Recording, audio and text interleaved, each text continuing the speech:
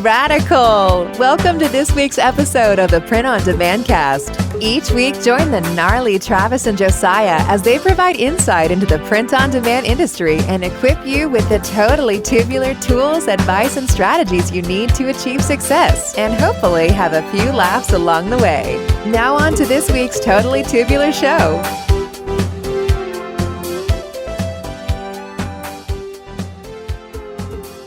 Hey everybody, welcome back to episode 113. Well, I always say that, but it's the first time you've been to episode 113, unless you've listened to it a million times. Talking to you, Fiona. I'll just say welcome back to the Print on Demand Cast. It is great to be back. I know last week Travis was solo because our schedules couldn't really sync up, and my work's been a little crazy, which is always a good thing for me, but sometimes it lends itself to things not adding up or lining up, and so apologize for missing last week. I listened to the episode, and now Travis said, for those of you that are Josiah fans, I'm sorry he's not here. And I was like, I don't know how many are actually, I think they're just like Print on Demand Cast fans or Travis fans, but I don't know how many, like the percentage breakdown. It's a rabbit trail. Nonetheless, it is good to be back here. And Travis, it is Monday afternoon. We're recording this, but you and I saw each other a few times over the weekend. So aside from the parts that we saw each other for, how was your weekend in total? It was good. It was a pretty relaxing weekend. So yeah, I enjoyed it. We got together on Saturday morning with some friends and played some pickleball. Yeah. And I don't want to toot my own horn, but actually, yes, I do want to toot my own horn because I was pretty amazing on that pickleball court and had a pretty good day. Yeah, you were undefeated. No matter what team you were on, you were undefeated, and that's just how it was. I was on your team one of those games. It was my first time playing pickleball in, I don't know, probably like 4 or 5 weeks maybe. Yeah. After having gout in my ankle and then in my other toe and then being out of town and then just being sick when I got back from me. I mean, it was just a whole thing. And so I was excited to finally get out there, but legs were sore, ankle was a little sore, but thankfully I woke up the next morning and I was still able to walk and didn't like flare up any actual issues. But yeah, I enjoy the game, even though I got my butt whipped for most of the day. And Travis did all the winning. I want to win. So, what it is. It was still a good time. So, yeah.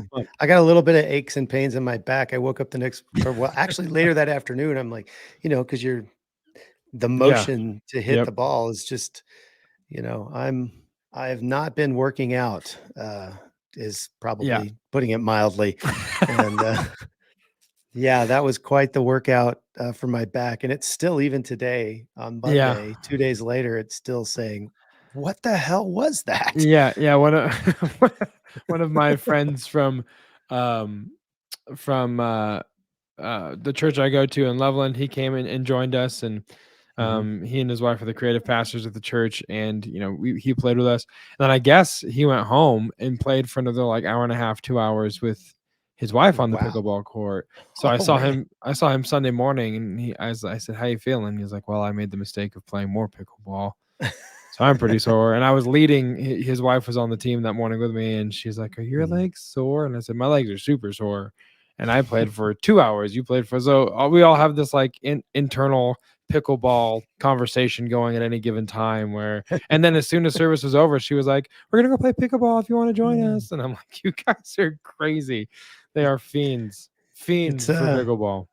Yeah, it's a pickleball phenomenon. It's catching. It really is. It's like I think it's one of the quickest growing sports in America at the moment, which is kind of crazy. So yeah, it's a lot of fun. It's an easy game to play, easy game to learn, and it's a good time. The only sad part is that the days are getting colder here in Colorado, so I think our pickleball, unless we want to go like to a rec center or something. The Longmont here in Longmont, the rec center does have indoor courts. For I think certain days of the week they'll do for indoor. So it's still possible. It's just gotta put in extra effort. So in Yes. other news as well, Yeah. besides the Bills beating the Chiefs last night, which was a good game. Oh, you had to bring that up. I brought up Yeah, the it pickleball was a butt really good whooping, game, and and you I brought up your enjoyed. Bills butt whooping. I wouldn't See say it how was it a is. I wouldn't say it was a butt whooping. It was still it was a really close It game, was as is a good most of game their to watch. exchanges. Yeah, well, I was telling my coworkers today, we had a team meeting in the morning, and my manager always asks about football, and all the Denver fans are very silent. And I just said, "Hey, it was a good day. Yesterday was a good day of football." I said, "But anytime the Chiefs and the Bills play, it's like appointment football. It's like you should just watch the game because it's good Right. football. Whether you're a fan of either one, It really it's is. some of the most entertaining games you'll see. Josh Allen playing leapfrog on the way to get a first down, just crazy. So, but we also hired a new VA. Talk a little bit about Yeah. that. Yeah. So been looking for a VA to do some product listings and some account maintenance on our Amazon and Walmart accounts, and I had a VA that was with me for 3 or 4 years actually leave a couple months ago, and we transitioned a lot of the stuff to a different one for kind of the interim, but some things just weren't getting done, and so we've been looking for a new one, and she started this morning, so excited to have Nice. Maria join our team, and she's from the Philippines, and she's excited and drinking from a fire hose, as it were. She's got a lot of experience in the Amazon and Walmart space. She's Yeah. worked for a lot of different companies, but every company's different, and everybody's back end is kind of unique. She's never worked for a print on demand company before, so there's whereas a lot of private label sellers on or whatever they're selling on Amazon brands or whatnot, they have physical products, and when item A sells, you grab item A and put it in a box and ship it. Well, Yep. when item A sells and for a print on demand company, you got to marry the shipping to the design and figure out what goes on what. And so there's just a lot more moving pieces than she's used to. But here's to her succeeding and Yes. kind of figuring out all the different nuances of the print on demand game. But yeah, Yeah. that's new. That's kind of cool. Nice. That's awesome. So yeah, moving on into the point. I feel like it's been a while since we've had a point of interest. So to commemorate moving into the point of interest, we're gonna play the most romantic ballad that's ever been played on the show for this week. Point of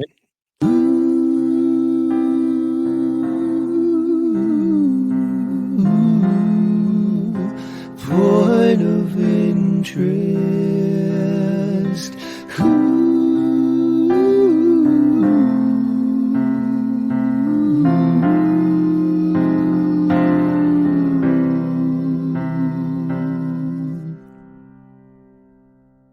I've never really realized how completely unnecessary the rose is. And then it's all unnecessary, but the rose blooming in like quarter speed, it's not at all necessary at all. And so if you're listening to this and you're like, what the hell are you talking about? If you don't have Spotify, stroll on over to YouTube. You'll see. You'll see. It's That's all I'll say. beautiful, though. It's definitely It beautiful. is. Yeah, we'll have to do a live rendition sometime, break out a piano somewhere. Interpretive dance for the flower opening. Yeah, I think so. I think some flags. We know enough people. It'll happen. So, this week's point of interest was kind of prompted by a post that you made on Facebook talking about a delivery that you had received that week, which consisted of basically just piles and piles and piles and boxes and boxes of tea towels and pillows. And there it is. There's the photo for those watching on the video version. This looks very familiar to me. It brings back some PTSD of me having to hoof and haul and lift. And I believe in The Office, Jim and Dwight call moving boxes hauling cube at some point to make it more entertaining for themselves. So whenever I see these, I just think hauling cube because that's what we did. But Travis, for those looking, why don't you kind of explain what it is that we're looking at? Sure. So, we went since taking over the What For Apparel accounts. A lot of their clients were selling different size pillows, pillowcases, which we DTG print, and tea towels, which we also DTG print. And so um, we had gotten some stock from What For Apparel when we took over. We paid for some stock that they had, and it going into Q4, I knew that we were going to go through all of that, and if not, and then some. And so I had to place another order. Found actually I was able to find one supplier for both the tea towels and the pillows, and this isn't even all of them in the picture here. There's still several more boxes. The UPS driver had to make some more deliveries before he could find more boxes. He had hundreds of boxes in his truck, so he came back later and gave us some more. But all of this is now cleaned up. It's in the storage unit outside, organized by size and color of the pillow and all of that. But yeah, so what we wanted to talk about on the point of interest is where I got all of this stuff, because obviously I didn't go to Sanmar or SNS and get all this stuff. You can probably tell that. Well, maybe you can, maybe you can't. This was actually purchased on Alibaba, or a contact from Alibaba, and shipped sea shipping from China, and then shipped UPS from the port to our facility here in Colorado. Yeah. And all of those logistics were actually handled by the supplier, in the vendor in China, which was new to me, because in the past I'd had a freight forwarder that I would use to take care of all of that. And this particular supplier was able to do the whole door-to-door thing, which was very convenient. Yeah. I mean, the downside of that is that that's a lot of stock that you've got to hold on to, that is just money sitting there. So there's a little risk there. But at the same time, we're not going to have to worry about running out of any of that stuff during Q4. We'll be able to probably use that into the new year. Sure. One of the things that you always have to do when you're searching on Alibaba is you got to start early. From, I think the first time I contacted her is probably July, and then they have to make the products. That can take 30 to 45 days. Then they've got to sea ship the product and then truck it to you, which can take another 30 to 45 days. So you're looking at, 2 to 3 months. I would give yourself 3 months until you actually absolutely need it. We were expecting it more towards the end of October. It actually arrived a little earlier than we were expecting, but still, we knew that, barring some crazy delays, we were going to get it in time for the Christmas rush, and the stock that we had was going to last us through the rest of the, until we got this new batch. Right. So, I mean, we talk about, Alibaba, and I guess, I mean, there is a little bit of a learning curve when it comes to communicating with the suppliers. Obviously, the time difference is one. I mean, you're going to be, if you want to be talking to them in real time, you're going to be up late or early, depending on how you see it. And just trying to nail down. I mean, I remember having, every time we sit down at a poker table, I remember, well, not every time, but the times we play with our group of friends and see those poker chips that we once created in an effort to bring them to market. Just the months that I spent trying to communicate with the designers and making the casts and all that stuff, and trying to get them to meet specifications. So there is a little bit of learning curve, but that being said, Alibaba or AliExpress could be an alternative idea when you're sourcing products that maybe a typical supplier doesn't have, or that they have at a much higher price. And this, mainly would apply to those doing, production in-house. But I mean, I know that there's pillows. Some suppliers that have pillows. I know Printful does pillows, but sometimes if you're doing production in-house, you can get them for a lot cheaper, and then be able to control, the price point a little bit better.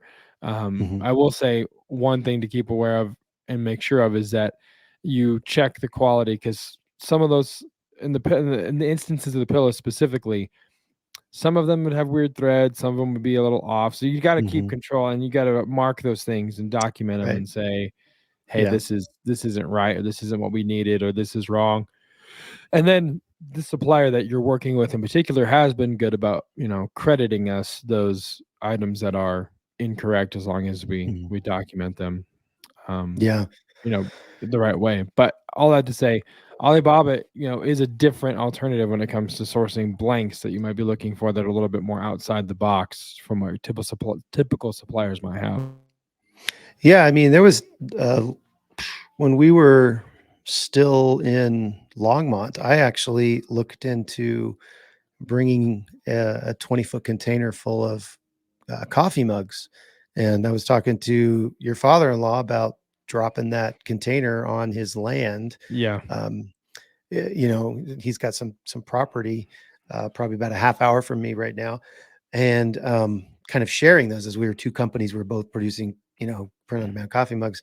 And we never went forward with it. There were a lot of extra costs involved in, because when the storage container comes, you've got to unload it.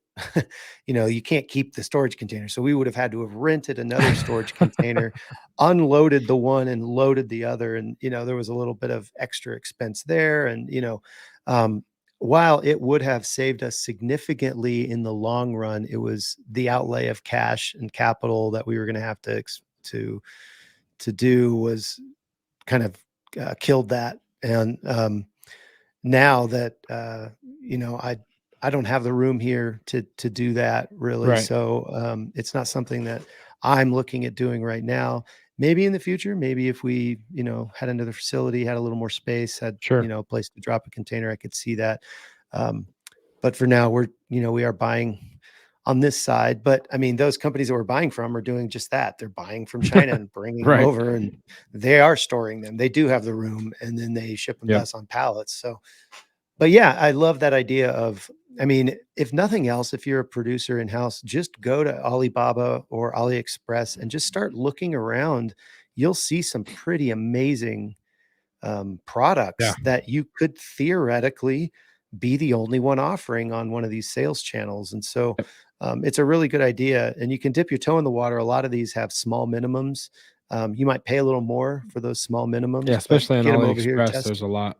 The price point might be a little higher when you get it from AliExpress, but it's proof of concept. See what you can do with it, if it works, and then if it does, if it goes off and it's selling incredibly well, then you can go to Alibaba, probably get a lower price point, and still offer that same product in most instances. Yeah, and a lot of those companies are on both platforms. So you buy it on AliExpress and you say, hey, what is your bulk pricing on this product if it does well? And you can kind of, you might not end up buying, you might do all of your business on AliExpress, but you're going to get Alibaba pricing because it's just one company. They just happen to have more of a retail presence on AliExpress and more of a wholesale presence on Alibaba. But yeah, that's a great website to check out if you've never done it. Highly recommended, and see what you can come up with. Yeah, and also, as we kind of close out this point of interest, another interesting point I'd like to point out is that Travis is wearing a hat that has the old school PODcast logo on it. That is vintage, as it were. For those of you that are new to the show, we didn't always have that really cool logo that you see in the bottom right-hand corner now. If you are watching the video, twas different, but hey, it works, and I just thought I'd point that out for really no reason. So that being said, we're going to move into this week's main event. Ladies and gentlemen, the main event.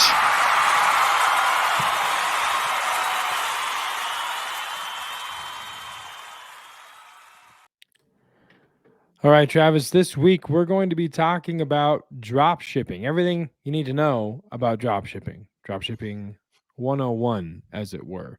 So if this were a college class that you were all going to be a part of and taking part in, that would be what it would say on the syllabus. And we were going to teach you. You're going to learn today. So we're going to teach you all about drop shipping 101. So Travis, what's one of the first things when it comes to drop shipping that people need to do or be aware of?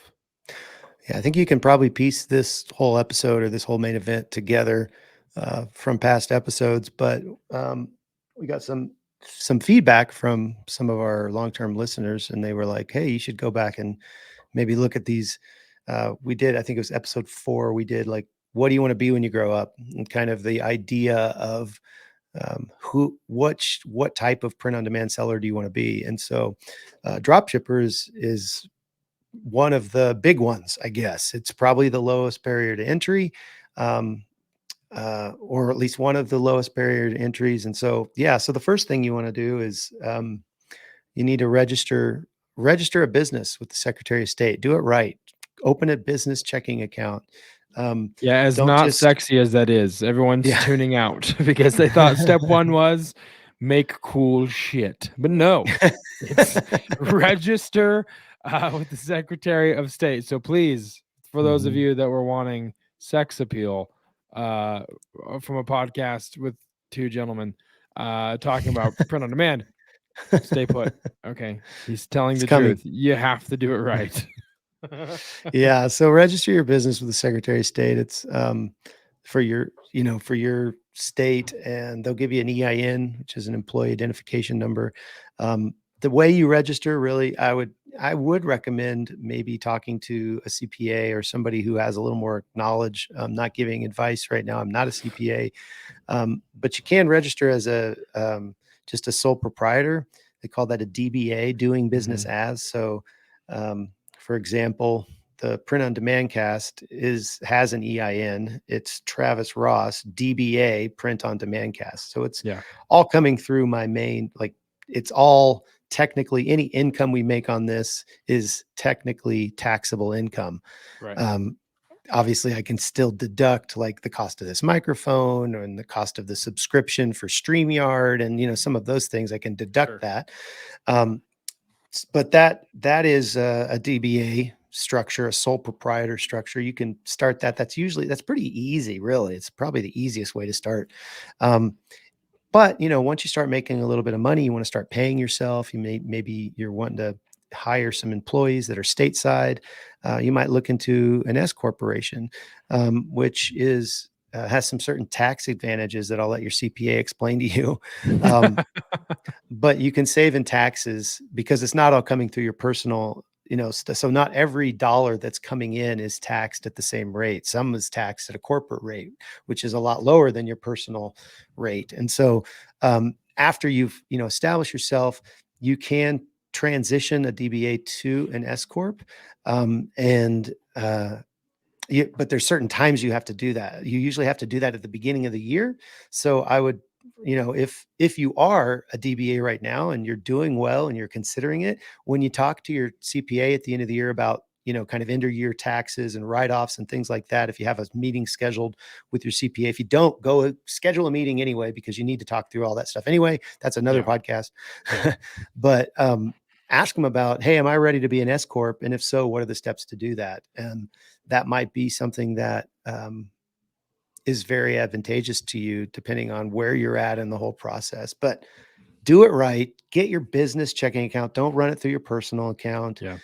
Register your trade name with your Secretary of State. Get your EIN number. Um, do it all the right way if you're starting. You'll thank yourself later. Yeah. You'll thank your Yeah. past self at some point, I Yeah, promise. don't just leave stuff for future you, because then past you can be a little resentful. Speaking from experience, so take care of future you and just do it now.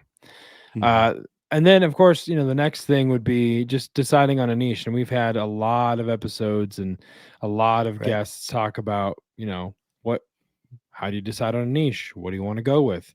What should you start designing for? Who's your avatar? Who's your ideal customer? Who's that person?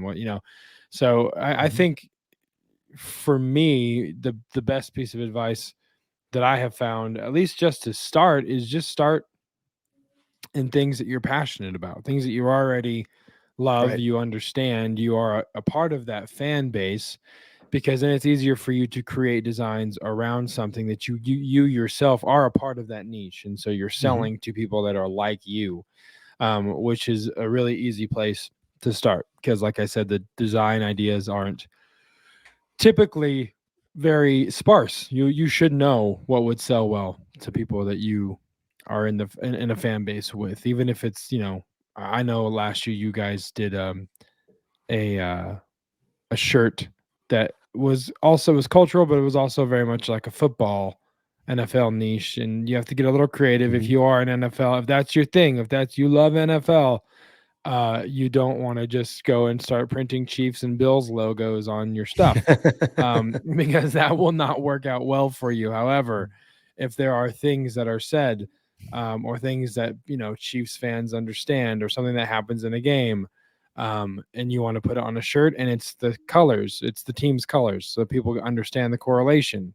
That is passable. I think I did one of the first ones I ever did was "Don't Be a Masshole," which was targeted towards people that are fans of Boston teams like the Patriots specifically, but I did it in a Boston Red Sox type of color scheme, Font. so like it was and font, and so people got the correlation. So I think for me, that would be the biggest piece of advice when you're doing a niche, and then it would be research niches. There's so many things. I'm blanking on his name. We've had him on the show, and he's from Colorado, and he made Neil Lasson. Lasson. Neil Lasson has so many tools that are good for niche researching. E-Rank is good for researching as well. Things that you can look into and see that you might not be a fan of that particular niche, but according to the data, it's getting this many searches and this many hits, and there's no competition. And so when you do that kind of thing, who gives a rip if you are a fan of that particular niche? You'll make money. So just, do that, and kind of dive deep and sell things that are relevant to that particular niche that you've researched. Yeah. I mean, I think that really covers it. I mean, you can go there's two different routes, really. You can go throw a bunch of niches at the wall, see what sticks, and then try to go further down the rabbit hole, like I was actually talking about last week. Or you can just start with something, like that you enjoy. I know, Josiah, you did a wrestling kind of, you helped with a wrestling brand that you and a friend started, and it's because you enjoy, WWE or whichever, whatever they call it. Whatever 3 letters. Yeah, it's all 3. It's all a bunch of letters. NFL, WWE, NBA, just, But yeah, I did. And so it's because we knew what we'd sell. And it was very tongue in cheek. It was real. Our tagline was "Real shirts making fun of a fake sport," basically, is what we coined ourselves as.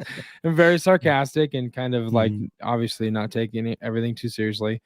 And it worked really well. It was a lot of fun for a while there. So but yeah, that would be kind of my go-to advice. And then of course, once you have a niche and you know what you want to sell, then you need to find a designer. And there are a few ways to do that, right? So one of them that we just talked about, a VA, that would be a really good way to find a designer. A lot of shout out to Ron. Doubt he'll ever listen to this show, but that man is in my time in the POD industry and working with clients, that man has turned my ideas, which we will call chicken shit, into chicken salad. Okay. And he takes the things that I try and I have in my head and try and lay out, and he has done such a good job for me. So onlinejobs.ph is where we found him. He did our logo, didn't he? Yeah. Yep. He did our logo. Yes. So he does a really good job, and we found him on onlinejobs.ph, which we have an affiliate link for in the show notes. And as you just heard, any income that's on this show that is made is taxable because we registered. So that has nothing to do with online jobs at all. But we do have an affiliate link in the show if you guys want to use that and use that service to find someone. Because I'm telling you, there's some incredibly talented, qualified, and skilled people in the Philippines that will absolutely revolutionize your workflow because of how Yep. efficient they are at what they do. So I can't sing those phrases enough. I really, really enjoy the people that I've worked with from that platform. Yeah, totally. There's also Upwork, which is another platform that's pretty pretty well known, I guess, for Yeah, virtual assistants. You can find virtual assistants from the U.S. on Upwork. You can find them from all over the world. Um, the thing that I like, that I prefer onlinejobs.ph is that once you have hired the person in onlinejobs.ph, they have like a way that you can use their platform to track their time and pay them and all yeah, that. Or you can come take them completely off the platform, and use your own way to track their time and your own payment methods and all of that. The thing about Upwork is that the Upwork takes a percentage. They do all of that for you. They haven't, everybody, you don't get to take them off the platform, I guess is what I'm yeah, trying to say. yeah, They're going to be working in the Upwork platform, and you basically pay them through that, et cetera, because you're actually paying Upwork and Upwork is paying them. And yeah. so they get less than what you're actually paying Upwork. So if you're going to have somebody for 4 or 5 years, like my last VA, I would have paid a lot more for her had she been solely on Upwork. So I Right, preferred having her, um, getting, interviewing and doing all that through onlinejobs.ph. But it's a viable thing. I have used Upwork for like task type things like, hey, I need you to go through this 50,000 line spreadsheet and change this, I need you to link something on every single line. And I'll pay $250 to have somebody right, do that. And I don't know if the math is right, or if, but you get what I'm saying. You can do a task type thing on Upwork and get it really quick. right. So that's a nice service. Also Fiverr, of course. Um, you can do everything from buying a bunch of art from somebody to kind of finding another Ron, if you will, Sure. somebody who is an artist that you could continue to feed ideas to. And um, it depends on, it's a gig type thing. So Fiverr likes to keep it inside of their ecosphere as well. So they try to, you have to buy a gig and pay for that gig. And then if you keep coming back to them, it's going to be a new gig every time. So Right. it's a little bit different than Upwork and onlinejobs.ph. And there's plenty other places you can find qualified virtual assistants from. But that's not the only way you can find a design. I mean, of course, maybe you have design skills. Maybe that's Yeah, do in your yourself. wheelhouse. Yeah, Yeah, totally. DIY.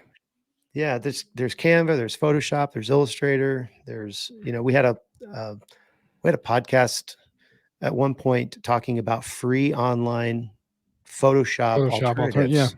Yep. Yeah. So look for that in the archives if you're interested. And the cool thing about that is,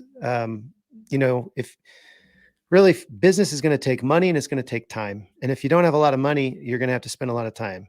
And Yep. maybe you don't have as much time, but you have some money. And so you can set your time free by using money. So if you have the skill and you don't have a lot of money, it might make sense to, look at those YouTube videos and learn Yeah. more about your craft and spend the time to be able to be an excellent designer.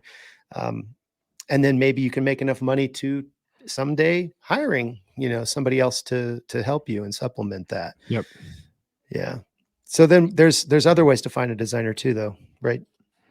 Yeah. I mean, you can also do um, like art subscription services. We just had, well, first of all, there's Vexel, there's Design Pickle, designsformerch.com. I mean, there's lots of things that you can get if you don't want to hire a VA or you don't Mhm. have the skills yourself. There's a lot of different services that you can use that will have art available to you. Like we talked about, we had Vexels. That's what I was going to say. We had Vexels on the show, Mhm. kind of telling us what their program does, the editable, Photoshop files that you can download. They kind of do it all themselves Mhm. for you, and then you can just download it, and it's very plug and play, very easy to do. And Right. so, if you're interested in Vexels, they do have, and they've got mockup generators as well that you Mhm. can use for listing things online. So we have an affiliate link there in the show notes as well for Vexels. Travis, I forget what the deal. What's the the discount that our listeners get. Do you remember if they use It's our been a little while. They linkage? run sales every once in a while. I think they recently ran a sale a couple months ago, and a couple people Yeah. jumped on it. But yeah, I don't know if there's an ongoing one. I could maybe find that out by emailing them and just seeing if there's some type of discount or Yeah. percentage See off or what it something like gets. that. Sure. Yeah. So yeah, and then design, like I said, Design Pickle, designsformerch.com, Gumroad, which you can use. I've used that a couple times to find some designs that people make available there for you. Mm-hmm. And Yeah, go ahead. I was just gonna say I actually used to run a service that was on Gumroad where I had VAs, virtual assistants, designers creating a lot of designs for us, and I couldn't use them all, and so I put packages together and would just go on Gumroad and list, hey, there's a 20 design package for that all have to do with nurses. 20 design package all have to do with race car driving or whatever. Yeah. And I would sell those at a small profit, because I had all these art pieces and I wasn't going to use them all. So I kind of took what I wanted and then sold the Yeah. rest. And there's a lot of people out there doing that on Gumroad and other platforms. So, you can even get into a subscription type service where you pay a certain amount a month and they deliver you a certain number of designs. Just keep an eye on that and make sure they're quality designs and that you feel like you're getting getting your money's worth. If you're going to do something like that, but there's a lot of options out there to find a designer to get some designs so that you can then move on to the next step. Right. Which is, so of course, you found a niche, you have a designer or you have designs, and now you have to choose where you're going to put all of these things to actually start making the money. Here comes the sexy talk. Making money on with POD. That's what you guys all want to hear. So let me satiate your ears and tell you this is the part of the show where I tell you about the dollars you will make in the beginning when you are listing your designs for sale, the tens and tens and tens and tens and tens of dollars. I'm just kidding. But no, there's a couple different options for you. There's royalty-based pod, which basically means that you upload the design and they take care of everything else, and then you get a small royalty based on the price point. And oftentimes, and that varies. You'll probably end up obviously not getting the lion's share of the money made because you supplied the design and they bought the t-shirt and they printed it and they brought the customer and they so there's lots of different structures out there. A couple different services: Amazon Merch on Demand, MOD, a spin-off show, MOD Cast, coming soon with Chris Green and another Amazon evangelist, I'm sure any day now, the Modcast, and it won't be about the Golden Girl.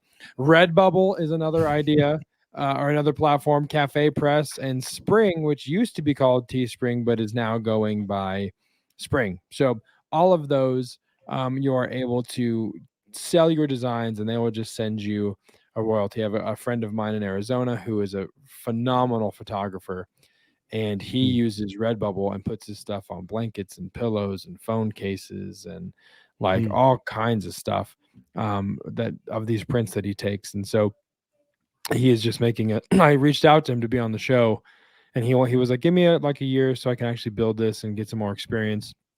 But from what he and I were talking about, he has had really great experience working with Redbubble and the products that they have to offer. And so, he seemed totally stoked about it. So there's royalty-based POD, and then there's seller of record POD, which is the Etsy, which is probably the easiest to start, just because it's out of the big three, I think it's the lowest barrier to entry. Would you agree as far as getting an account with them to sell on? Yep, getting an account, and then the commission structure. You don't have to pay for Etsy. And their percentages that they take from each seller are lower as well. So then there's Amazon, and you do, if you want that Prime badge, you get that professional account, which is at what, 40? Is it still $40 a month? Has that gone It's up? about $40 a month, I About think. 40 Yeah. bucks. Okay. So in that case, you have to think, okay, how many of these things do I need to sell to offset that $40 price point, or that $40 subscription, to, hopefully Yeah. make this If all make sense. Yeah, if you don't have a professional account, they charge you $1 per sale, in addition to all the other Oh, fees that they. sure. But so in other words, you have to sell 40 things a month to make up that $40. If you're only selling 10 things a month, maybe you can get by not Sure. using a professional plan. Although at the same time, if you're a drop shipper, I don't believe they open up API access to you until you become a professional seller. So you can't technically hook up your print Right. on demand platform to Amazon without that professional seller account. So you may have to do some copy and pasting for a little while until you get your sales up a little bit. And then you can integrate later, but more on Yeah. the integration part later. Yeah. And then of course, Walmart is another one of the big three that is making strides to try and compete with Amazon more and more, it seems. And then there's of course Shopify and WordPress. So those are kind of your own sites. And we've talked about this before, but something to be cognizant of when you are thinking about this. So if you're thinking that, let's say you open an Etsy store and you know that there is going to be a lot of traffic because Etsy is a well-known platform, so you make a lot of sales on Etsy, and you think, well, I'm just going to go start my own site and it's going to be equally as successful because look what it did on Etsy.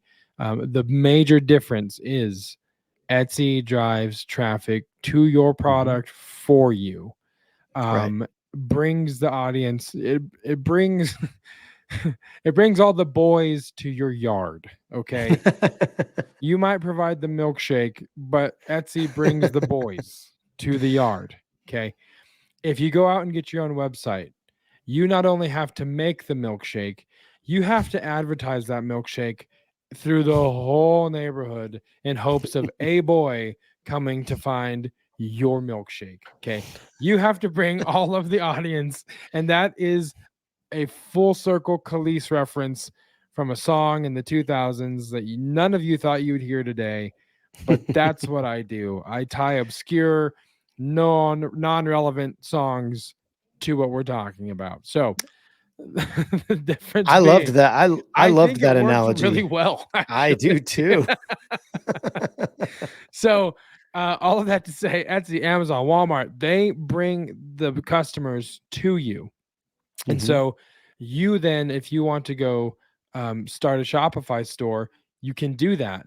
But you also have to understand that you're going to be paying a lot to try and, do Google ads or Facebook ads or go get the audience to come see your product. So that's one thing to keep in mind. If you have a built-in audience, if you're a social media influencer, if you are someone that has a captive audience already through your social media channels, maybe, and you want to sell to them, it might be a little bit easier because you already have people kind of in the net that you can bring into your boat. But for the most part, that's the biggest difference, and that's one thing that I think a lot of people, I know I did for sure, when you're first starting out, didn't quite understand that difference of like, oh, I can't just go start a random novelty shirt site because I have all of these backlog or all of these designs that we're just sitting on.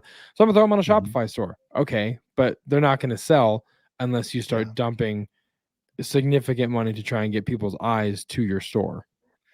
Yeah, I think the one other thing I'll add to that is, first of all, you're totally right. All the eyeballs are at Etsy, Amazon, and Walmart, and Redbubble and all these other places that generate their own marketing to bring the traffic. That's and the thing about Shopify and WordPress or some of these other site builder tools, Squarespace and other places, it's your thing. And so nobody's driving traffic except for you. The one thing I'll say is that if you start with a strategy, particularly on Etsy, I know there's a lot of people who have started on Etsy and they have some type of email capture in their, shop description, in their product, information in their follow-up emails. They're trying to capture emails. They're trying to build a brand technically. And I think that's where the Shopify idea really can take off. If you start with that end in mind, maybe it takes a year, maybe it takes a couple years, but your goal is to eventually launch this, this other entity that's capitalizing on all of the momentum you got on these other sites that actually do bring customers, and you're collecting their data. You know what they sell. That's going to be a lot easier if you have more of a brand mentality as opposed to or a specific niche mentality, as opposed to like kind of throwing the spaghetti at the wall and seeing what sticks.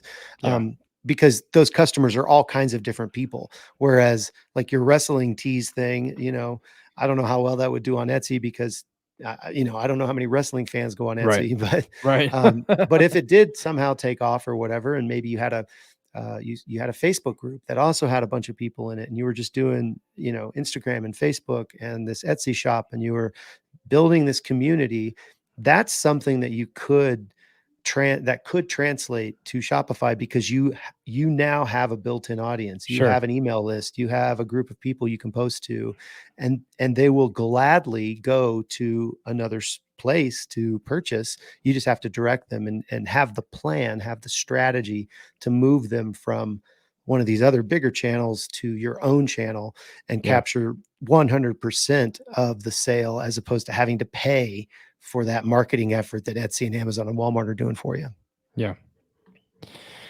So, and then once you pick your platform, you need to pick a print partner, which again, we've talked about, quite a bit about the different options that are out there. We just had Paul on from Gelato, and he talked about everything that they can offer, everything that they have to offer for you, as well. And there is an affiliate link to Gelato if you guys want to sign up and give them a shot, and just see what they can do for you, see what products they have to offer. I think we talked about in that episode pretty extensively about the advantage of if you're wanting to expand into international markets, and how they have actual production facilities in other countries that will make getting things to customers overseas much easier than someone that doesn't have that presence over there. But the affiliate link is for 50% off of the first order. So go ahead and give that a try. Let them know that we sent you, and let us know how it goes. We're excited to see how people's experience with that platform goes as well. And then you, of course, have Printful. You have Printify, and then you have local, supplier providers, I should say, print partners like Make Your Mark Design, that can help fulfill and dropship your orders for you. We've talked a lot about how I think the local advantage, and it would not just be, I'm not saying this just because, Make Your Mark Design is a part of that category, but one thing that you get with local that you don't get with some of the big guys is the ability to pick up the phone and call somebody. I mean, we've had multiple conversations with people who listen to the show and call for a question, or, hey, I have an idea, and we pick up the phone. You get a voice. You get someone that can actually talk to you, and not a call prompt. I just waited through, before I got on to record, 45 minutes of call prompts for a work issue, and I was transferred 4 times by 4 different people to the same prompt. And so it's like, that is so frustrating. It's like, I just want to talk. Just transfer me to the person that I need to talk to and get this over with, because now I'm pissed off, and the person that I talk to is going to end up getting a different version of myself than I was at the beginning of this process. 4 people ago. I was in a great mood 4 people ago, and now I'm just a little irritated, and I'm probably going to be a little short and a little more, to the point. And then there's also Gear Bubble as well. But Travis, anything you want to add to any of those partners that or potential partners? No, I think you covered. I mean, really, it's what's going to work with your workflow. A Printful or a Printify, they may have a really, or even Gelato or even Gear Bubble, they may have a really pretty user interface for you. That maybe that's very attractive to you. Maybe you're not as computer savvy, or and so it might be a little easier to onboard with these different companies than it would be with a local print shop, or even us. we try to make it as easy as possible, but there's still things that hoops you got to jump through to be on our platform. But the benefit you have is that we're not limited to some of the products that you are on some of these other places. And to your point, you can pick up the phone and say, hey, what if I want to do this? How would we accomplish this? And we might actually go ahead and do that. It's not going to be like moving the Titanic to get the new thing that you want to do. And they're like, oh, no, that's not something it's on our, that's not on our roadmap. Where local has a lot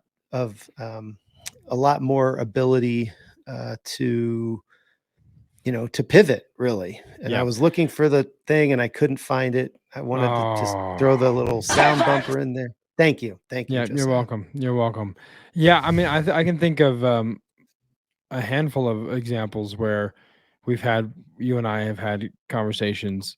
People call in and say, "Hey, I have this thing, or I have these hoodies that I embroider, and it needs to be this way." And it's like, okay, well, let me talk with the team, circle the wagons.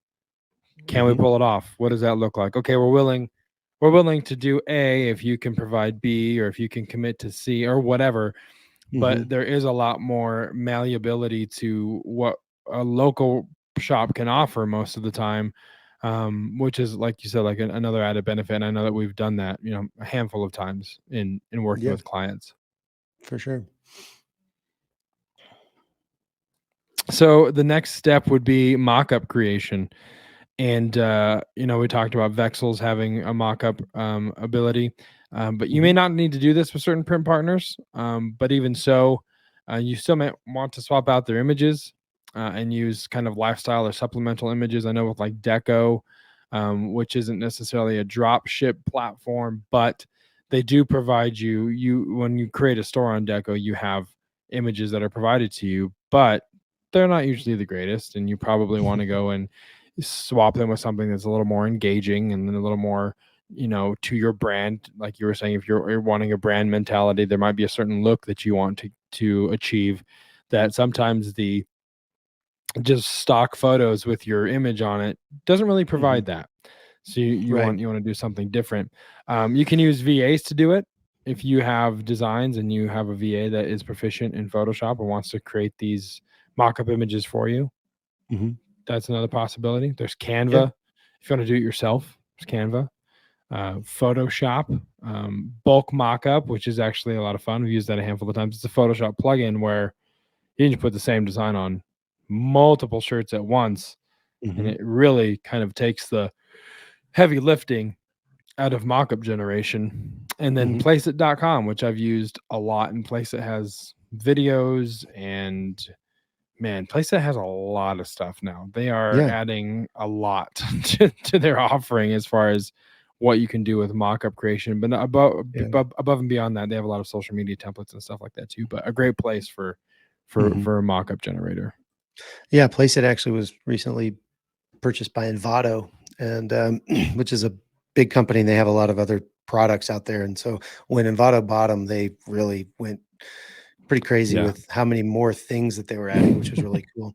I just wanted to say one more thing about the if you're using like a Printful and you're doing, a bunch of the same products over and over again, it may make sense for you to use some of these other mock-up tools, because there's only so many times you can look at that girl holding out the mug, and the same person, the same expression, the same nail polish on her hands, and if you're trying to build a brand, that may not be the image that you want to portray. And, it is funny because I'm sure you can relate, but there are times when I'll see things online and I'll be like, that's a Placeit mockup.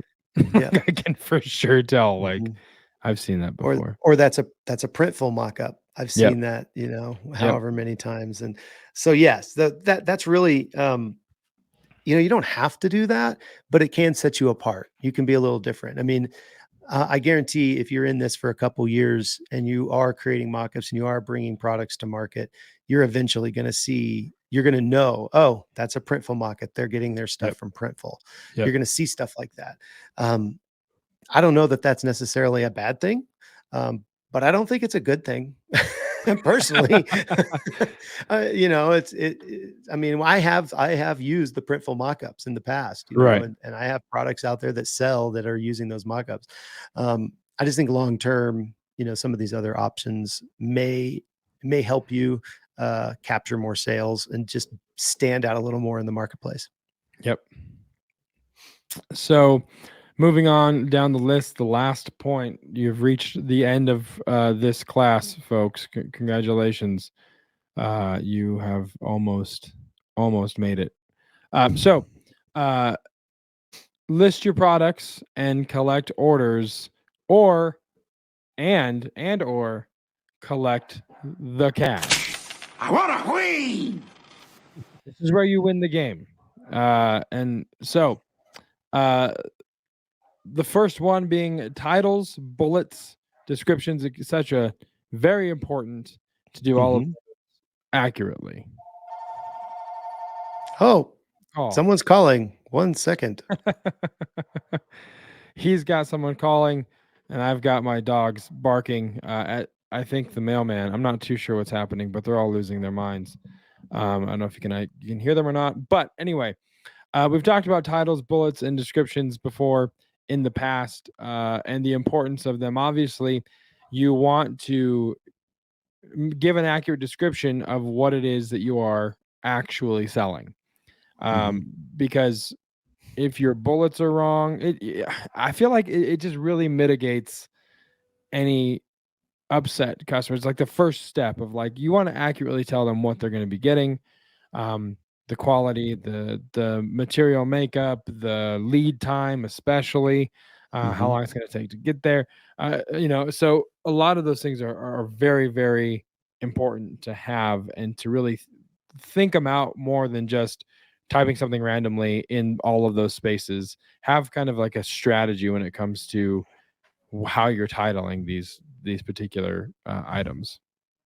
Yeah, and this is the place that you really want to focus on your keywords too, your titles and your descriptions and things like that, because all of these channels that we're listing on, I mean, even your own channel, even your Shopify channel, there's algorithms that are going to analyze these things and then put your product in front of potential buyers, whether it's on Amazon or whether it's literally on Google and an organic search, and it's pointing to your Shopify store. All of these things, you really want to focus on your keywords. So this is part of that whole listing your product piece, that is not necessarily is challenging to automate. Let's just say, you really do want to dig into this. And actually, so I this morning when my new virtual assistant product manager was looking through our Amazon accounts, she just jumped in and just was looking around. I told her to kind of get familiar with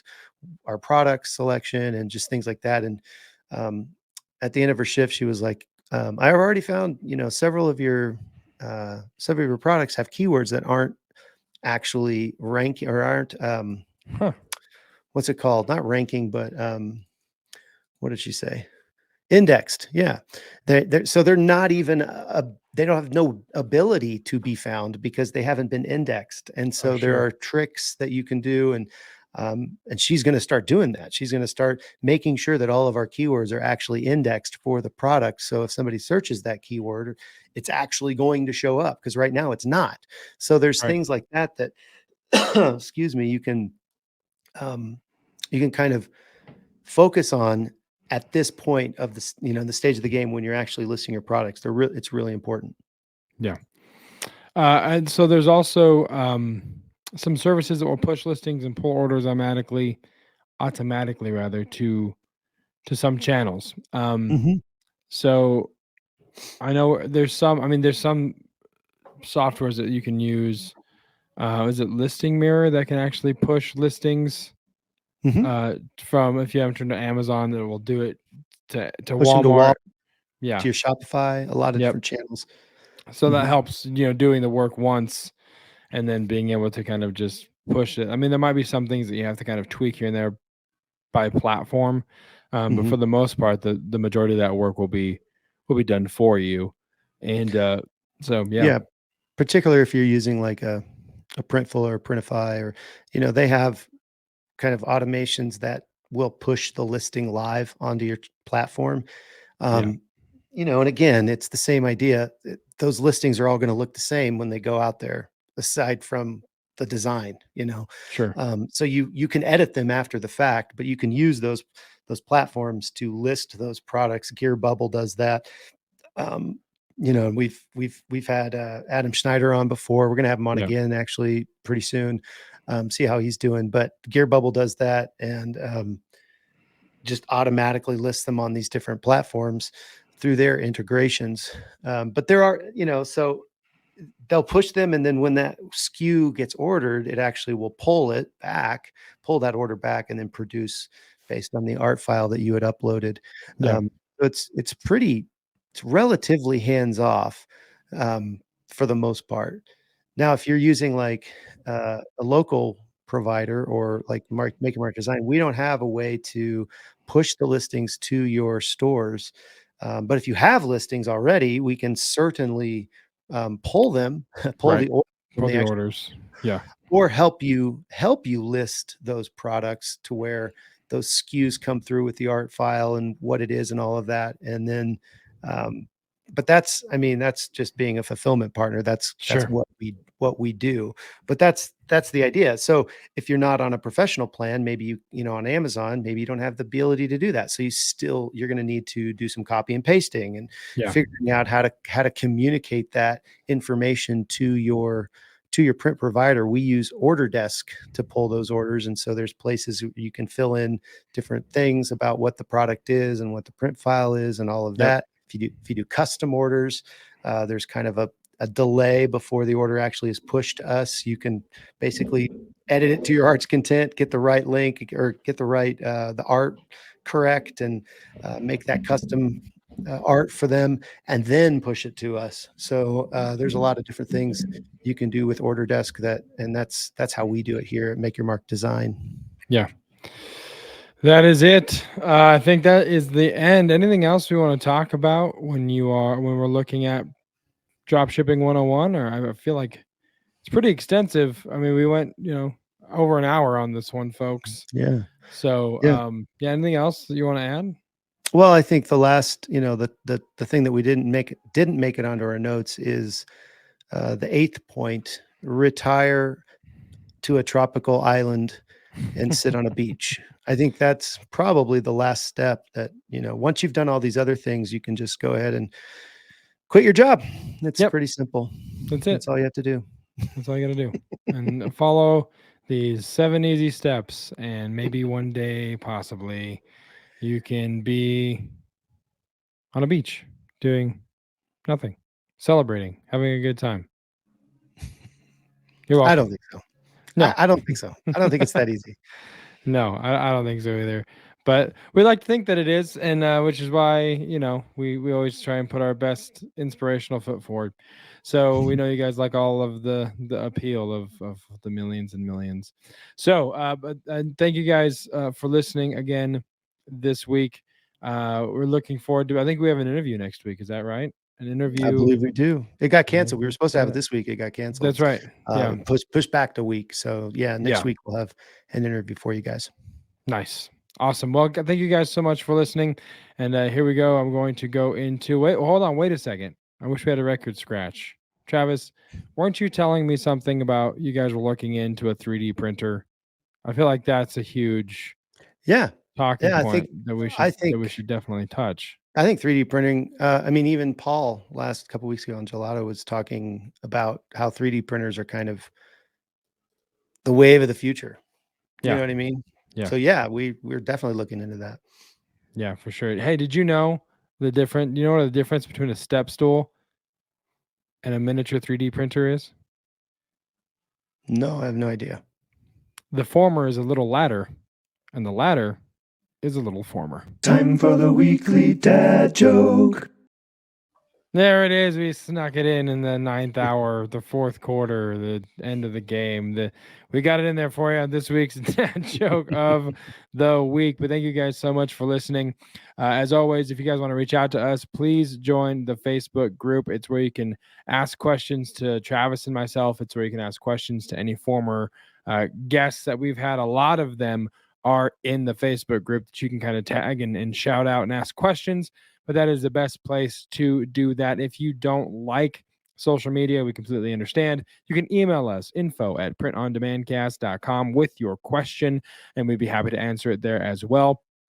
And wherever there are podcasts, the PODcast is there for you. So if you are listening on Apple Podcast app, do us a favor and leave a review. Let us know what you think of the show, what you would like to hear, maybe a guest that you think would be great on the show. Whatever it is, let us know. Leave the review. We'll shout you out on the show and let you know how much we genuinely appreciate your interaction and helping that algorithm. If you're listening on Spotify, you can rate us. There's a star system there, but that's about it. I don't think you can leave a reply or a comment just yet. I'm sure that's coming. And if you're listening on all the other 4,366 podcast platforms that are probably out there, I have no idea if you can review or rank or rate at all. But if you love the show and you're listening, just head over to the podcast app, even if you don't use it regularly, and just leave us a review. It's very, very helpful for us in the algorithms, as we've said before. So with that, anything else, Travis, before we send it home? I don't think so. All right. Well, for Travis, I'm Josiah. We'll see you next week right here on the Print on Demand cast. See. Hey, babe. Thanks for listening to this week's episode of the Print on Demand cast. We hope you enjoyed the Totally Tubular Show. If you've got a question or a suggestion for the show, send Travis and Josiah an email at info@printondemandcast.com. Want to be wicked nice? Take a minute to rate and review the show on iTunes or wherever you get your podcasts. And don't forget to subscribe now so you don't miss next week's episode. See you next time, for sure.